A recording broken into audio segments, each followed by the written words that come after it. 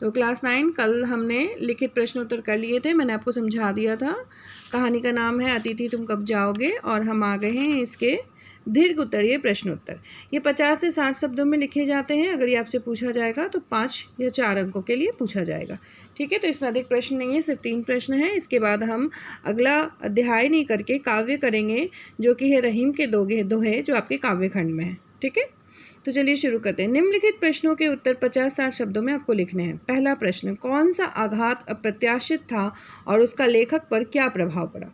आघात मतलब चोट, और अप्रत्याशित मतलब सोचा हुआ नहीं था, लेकिन ये चोट बिना सोचे उनके मन को लगी। और ऐसा कौन सा चोट था जो लेखक के मन को लगी है, ये आपको बताना है। तीसरे दिन की सुबह मेहमान ने जब अपने कपड़े धोबी को देने की बात की तो लेखक को अप्रत्याशित आघात लगा। क्यों? क्योंकि लेखक ने सोचा था कि मेहमान अब तीसरे दिन अपने घर चला जाएगा। 2 दिन हमने बहुत खातिरदारी की, अब वो तीसरे दिन यहाँ से चला जाएगा। परंतु मेहमान वहाँ से नहीं जाकर बल्कि कहता है कि कपड़े धोबी को धुलने के लिए देने हैं, तो 1 से 2 दिन फिर लगेगा। तो यहाँ लेखक को ऐसा लगा कि ये चोट जो है वो बिना सोचे समझे उसके मन को लगी, क्योंकि लेखक ने सोच रखा था कि वह मेहमान चला जाएगा, परंतु वह मेहमान नहीं जाता है और कपड़े धोबी को धुलने देने की बात करता है। धोबी को कपड़े देने का मतलब था कि वह और रुकना चाहता है। समाज में अतिथि को देवता माना जाता है। मेहमान के इस रूप को देखकर लेखक को मेहमान देवता के रूप में नहीं बल्कि कुछ अंशों में राक्षस लगने लगा। राक्षस लगने की बात कहें तो ये नेगेटिव पावर। क्यों? जब ये आपके बारे में अच्छा नहीं सोचता, आपकी परेशानी को नहीं समझता, तो ये राक्षस है। अगर वो आपकी परेशानी को समझता है, आपके बारे में अच्छा सोचता है, तो वो देवता है। तो मेहमान को 2 कैटेगरी में रखा गया है, एक तरफ है देवता, एक तरफ है राक्षस। तो यह मेहमान के इस कैटेगरी में आ जाता है, ये राक्षस की कैटेगरी में आ जाता है, क्योंकि ये एक बार भी नहीं सोचता कि लेखक की आर्थिक स्थिति कैसी है, वह उसे कैसे खिला रहा है पिला रहा है। तो यहाँ लेखक को मेहमान देवता नहीं लगकर राक्षस लगता है। ठीक है, प्रश्न संख्या 2, संबंधों का संक्रमण के दौर से गुजरना। इस पंक्ति से आप क्या समझते हैं, इसे आपको विस्तार पूर्वक लिखना है। संक्रमण का मतलब होता है इन्फेक्शन। ठीक है, इन्फेक्शन किसी भी चीज़ का, जैसे कि कोई वायरल इन्फेक्शन होता है, कोई फंगल इन्फेक्शन होता है। तो एक इन्फेक्शन का मतलब होता है कि एक गंदी सी बीमारी हो जाना जो धीरे धीरे फैलती जाती है पूरे शरीर में। तो संक्रमण यहाँ पे लेखक के पहले मन में हो गया, किसके प्रति? मेहमान के प्रति, कि वो नहीं जा रहा है। तो ये धीरे धीरे उसके दिमाग में, पूरे शरीर में फैल जाएगा। क्यों? पूरे संबंधों में फैल जाएगा। क्यों? क्योंकि वो अच्छा नहीं है। अगर वो अच्छा होता तो संबंध अच्छे होते। इन संबंधों में वो संक्रमण का फैलना मतलब एक खटास पड़ जाना। ठीक है, तो अब इसका उत्तर कैसे लिखेंगे वो देखिए।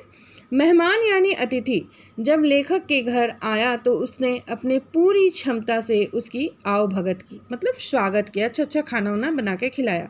लेखक अपनी स्थिति की चिंता न करते हुए भी मेहमान को डिनर, लंच और सिनेमा दिखाने जैसे कार्यक्रम किए। उसने अपनी स्थिति नहीं सोची, पैसे की कमी नहीं देखी, फिर भी डिनर कराया, लंच कराया, अच्छे भोग पकवान खिलाए, सिनेमा भी दिखाया। सोचे कि अब यह अतिथि जो है वो चला जाएगा। यह लेखक का मेहमान के प्रति स्नेह और आदर का भाव था। तो यहाँ स्नेह भी दिखाया उसने और आदर भी दिखाया। परंतु जब मेहमान अधिक दिन ठहर जाता है, मेहमान के रुके रहने से लेखक की आर्थिक स्थिति जो है वो बिगड़ रही थी। उसके पास बहुत अधिक पैसे नहीं थे। एक मध्यम वर्गीय परिवार का व्यक्ति कहाँ से इतने पैसे लाएगा कि रोज़ रोज़ मेहमान की खातिरदारी कर सके।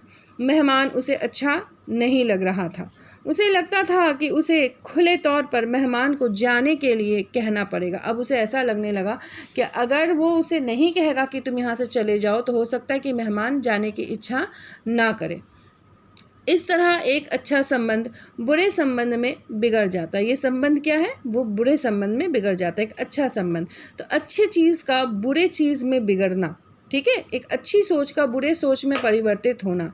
समझ लीजिए कि एक इन्फेक्शन की तरह ही है, एक संक्रमण की तरह ही है, जो पूरे शरीर में फैल जाता है, वैसे ही ये पूरे रिश्ते में फैलकर इस रिश्ते को खराब कर देगा।